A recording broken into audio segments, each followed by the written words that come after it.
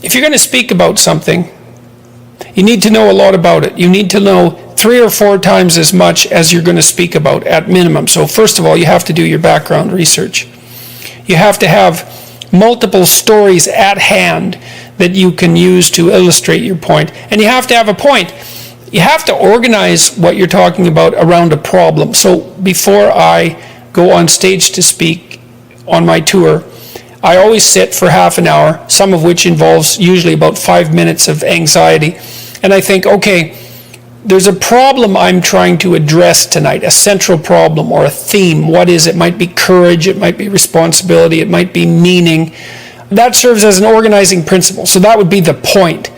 And then basically I organize, say, a dozen stories around that, and I can kind of arrange them as a journey, and it's a journey that circles the main point. And so I'm trying to explore it, to say what I think about courage, let's say, but to take what I'm thinking farther than I've taken it already. And so that I can plot out, little 5-minute stories that I have that are associated with courage, and then I can talk to the audience. And I would say, talk about what you know. Use your personal experience, because that's something that you're actually a master of. You can bring in other material, but it has to be tied to the real world through your own experience. Otherwise, it's not real.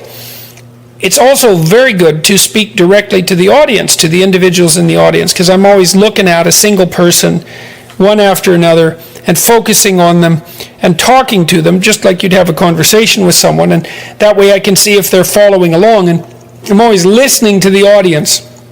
What I really like to hear from the audience is no noise at all, silence.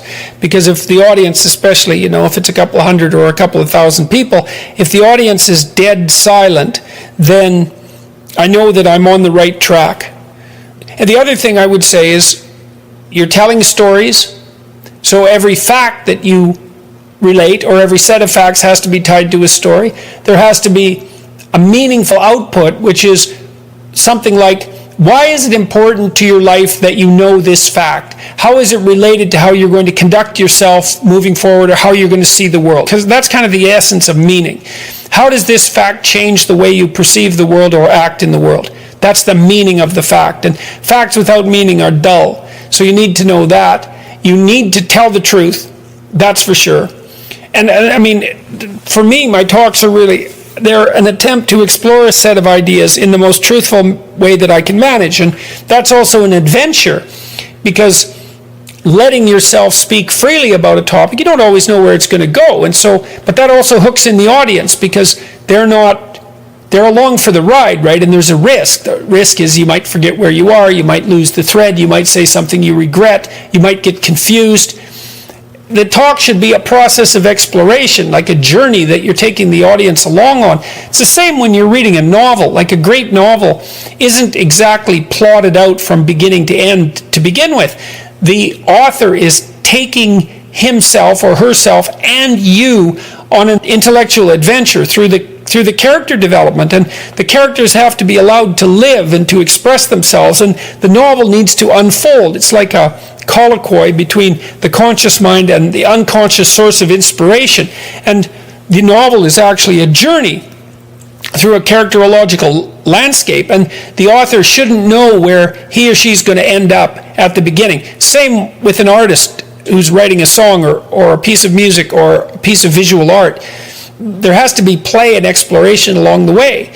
And so you also don't want to deliver an over-prepared talk, in my estimation, or at least that's not how I do it. You want to have a theme, you want to have a body of knowledge from which you can draw on, and then you want to be actively exploring the idea in front of the audience. And that's very gripping for everyone, including you. And you should learn something from the talk. It's an opportunity to think on your feet. Anyways, that's my style of lecturing. It's a trapeze act without a safety net, I would say, and that's part of what makes it gripping, is that there's a high probability of failure. And I would say with any performance that's going to be gripping, there has to be a high probability of failure, and that's why I don't speak with notes.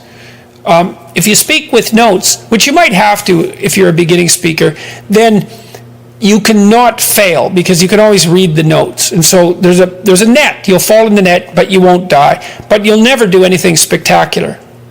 So that's the thing, is if you're going to do something spectacular, you have to take the risk. And if you're going to take the risk, you have to think on your feet. And then you also have to have something to think about. You have to be working on this material. You know, I've been working on the stuff I talk about for 30 years, for tens of thousands of hours. And so I have that reservoir of knowledge, I suppose. And whenever I read something new, I'm slotting it into the knowledge structure that I use to generate my talks. And I'm reading all the time. And lots of the things I read, I forget. They're not relevant to my central mission, whatever that happens to be. Look at something like the delineation of the relationship between responsibility and meaning, and maybe responsibility, meaning, and perception. It's something like that. And so I have a central concern, or deeper than that in some sense.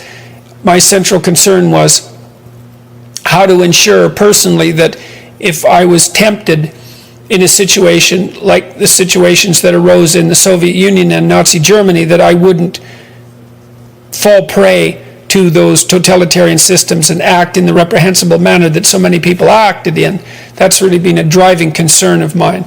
And that bleeds over into the relationship between meaning and responsibility and perception.